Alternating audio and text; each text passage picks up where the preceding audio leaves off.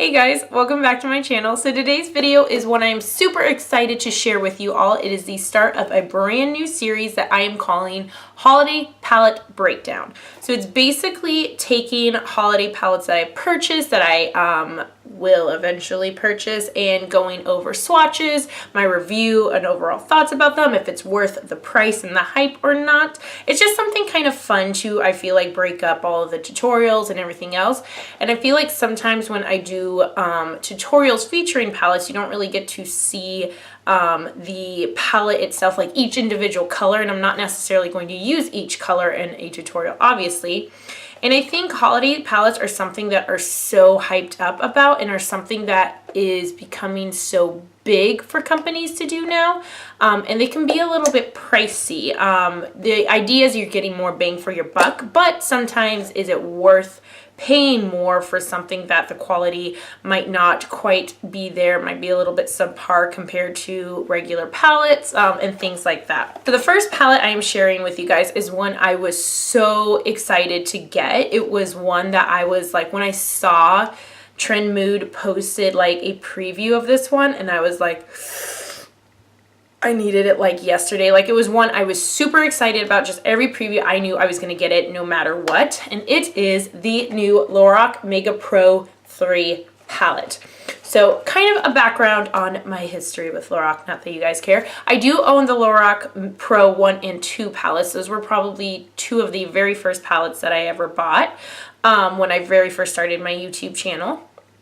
And I never had any of the Mega Pro palettes. I didn't purchase the one. By the time I started getting into YouTube, the Mega Pro 1 was like sold out. That one sold out so super quick. I remember like Kathleen Lights and Marlena, they were some of my original YouTubers that I watched, talked about getting the palette and that they loved it so much, but they weren't doing videos with it because it sold out so quickly. They didn't want, you know, the people who didn't get it to not be able to enjoy the video, things like that.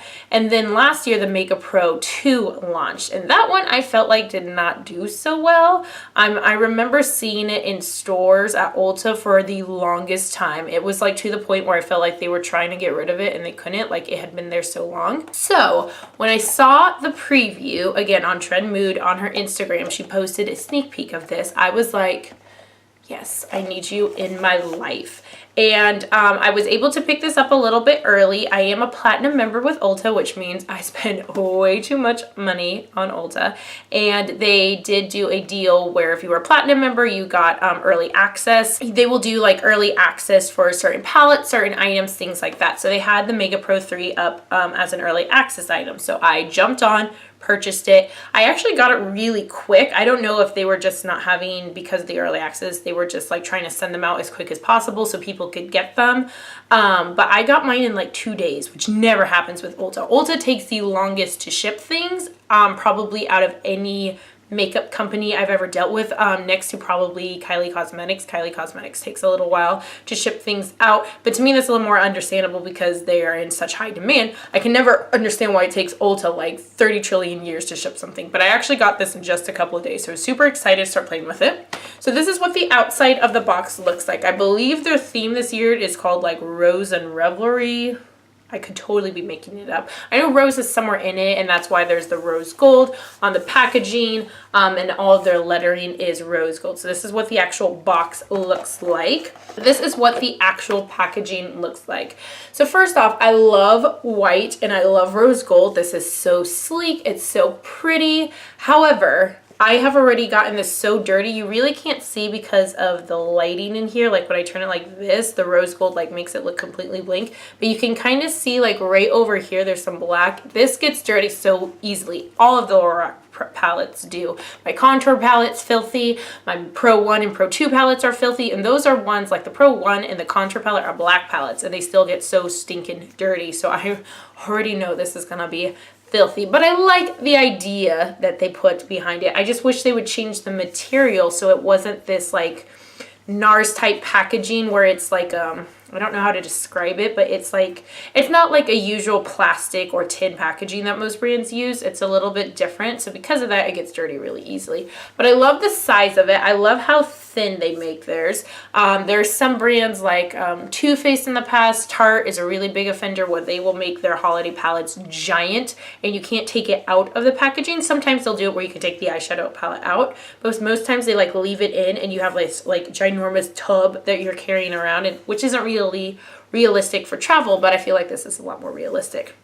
So when you open the palette, you get this ginormous mirror, which is also really, really dirty. But I appreciate the size of the mirror because it makes it really easy. I've been using this just like when I've been doing my makeup and filming because it's so big I can see all of my face, which I love because who doesn't want to see all of their face? And then this is what the palette looks like. So you get a row of 2 mattes and then 2 shimmers. So there are 16 shadows of each, so 32 in total. So if you break it down, 32, it is $1.875 per shadow. I feel like I'm doing this wrong. Do I do it 32 divided by 60? No, because that's 0.5. Okay, so I guess I did it do right. I'm horrible at math. I tested out of it on purpose before I went into college because I didn't want to take it. And because of that, I suck at it. So it's $1.87. So let's just say $2 per shadow is about what you're paying. I guess that's right. Yeah, because 2 times 30 is 60. Duh. Okay, I'm smart. So it's about $2 per shadow, which if you think about it that way, it does take a while before you hit pans on shadows, I'm going to be honest. So shadows can last you a pretty long time. So anyways, what I'm going to do now is I'm going to go through each row in like quadrants of 4 and do swatches of them so that you can see just how amazing these shadows are. So I'm going to start off with the first row. I had filmed this previously and I had a really hard time swatching because I couldn't figure out how to do it, but I think I got it down this time. So as you can see with each of these shadows, they are swiping so pigmented with just one swipe. I didn't get a good amount on my hand on that one.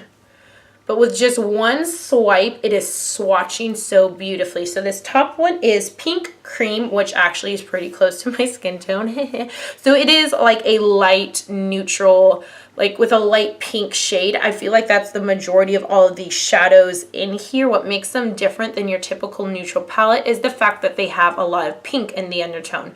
Most shadows tend to run really warm and have more of like an orange red in the undertone, or they run really cool and have more of a taupey gray in the undertone. This one, it is more on the warm side. However, it is more of a softer pink in the undertone versus an actual red. So it makes the actual shadows look a little bit softer. So the next one is Tan, which is this one right there. And looking at it, it's not a tan color. Again, it has that pink undertone to it. So it is more of like a muted brown pink.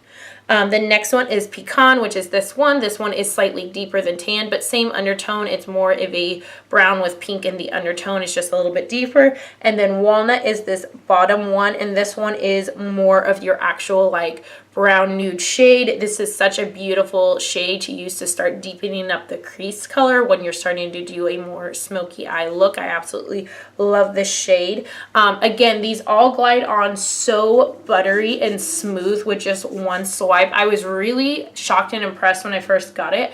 I talked about it on my Instagram story. I just picked random ones and swatched them, and each one that I swatched came out so buttery and smooth with just one swipe. I was so impressed. So let's do the next ones. All right, so the next four I have are Dusty Mauve, which is, you know, a mauve color with a little bit more of a violet undertone to it. So it does run a little bit more purple. Then we have Violet Gray, which is what it sounds like. It's a violet mixed with gray. Then we have Eggplant, which is a really pretty deep dark purple, which are some of my favorite shadow colors to wear and make into a smoky eye because I think it's absolutely stunning, and especially on colored eyes. Purple really draws out greens and blues in eyes and really makes them pop. The next one is Dark Navy. This one, out of all of them, I will say there's this and one other color that do go on a little bit drier, and I think that's because they are darker and because of the undertone of it. It is just, you know what it says, a dark navy. It's just a navy blue.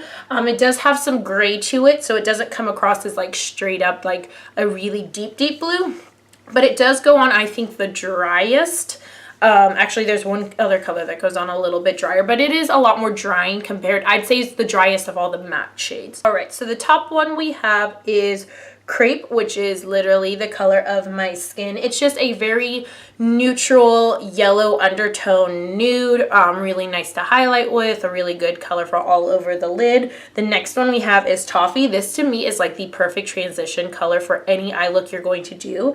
It is a yellow, like a yellow based peach. It has a lot of yellow and peach. Think of like Golden Ochre from Anastasia, or even like a lighter version of Chickadee from Makeup Geek. It has a lot of those kind of vibes to it. The next one is Mist, and this is a really interesting color to me because it's almost like a white gray with a lot of blue in the undertone. It's almost like a, when you look at it in the pan, it looks like a gray with just kind of periwinkle, but on the skin, it comes off across a lot lighter than it does in the pan. So I feel like this would be really interesting to do like on the lid or in the inner corner to kind of change up the look and make it a little bit different.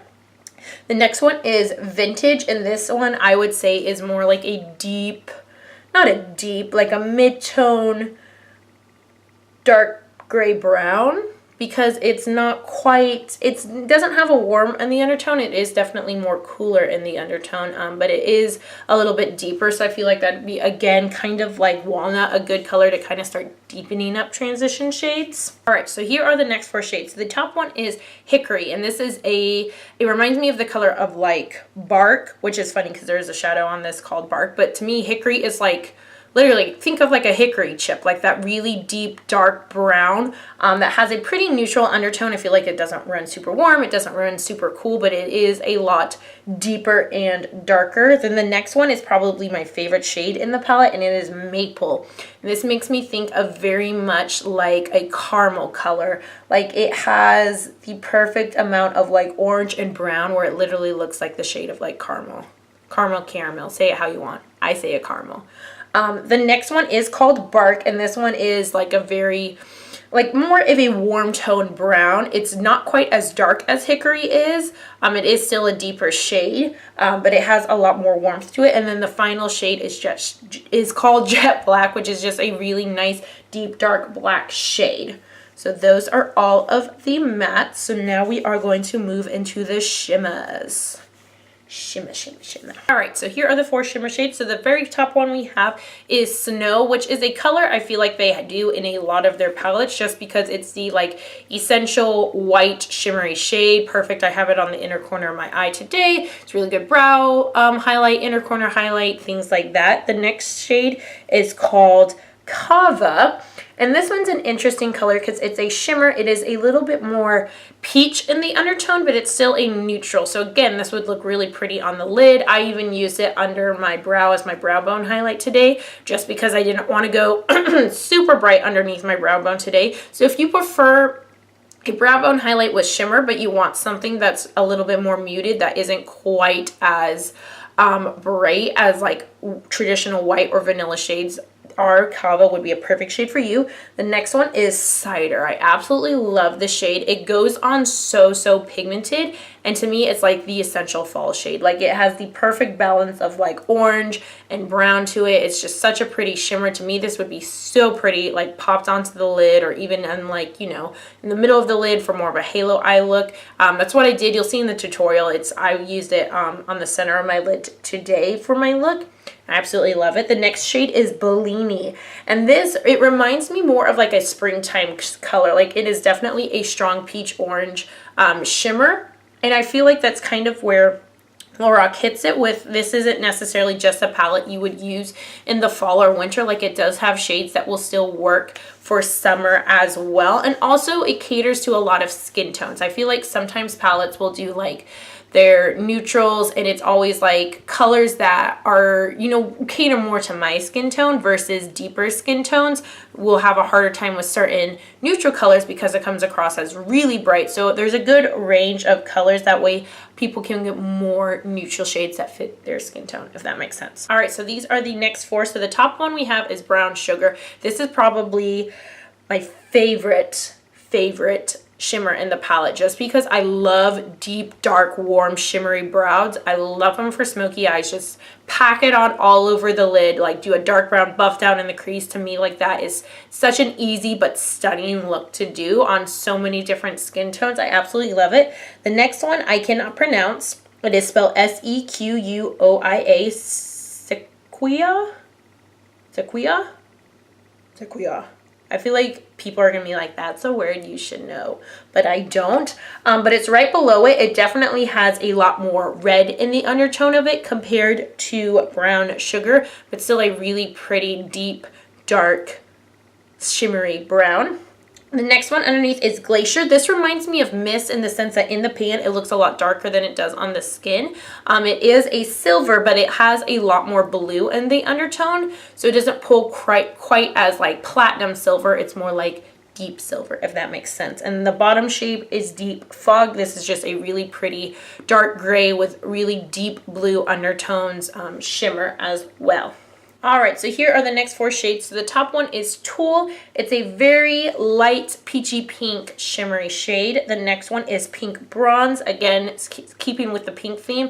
It is like more of a bronze shade, but has a lot of pink in the undertone, so it makes it a little bit softer, a little bit more muted. The next one is Rust, which is this bright, deep, fiery orange shade, which I think is so essential for any fall look. I think it's so super pretty.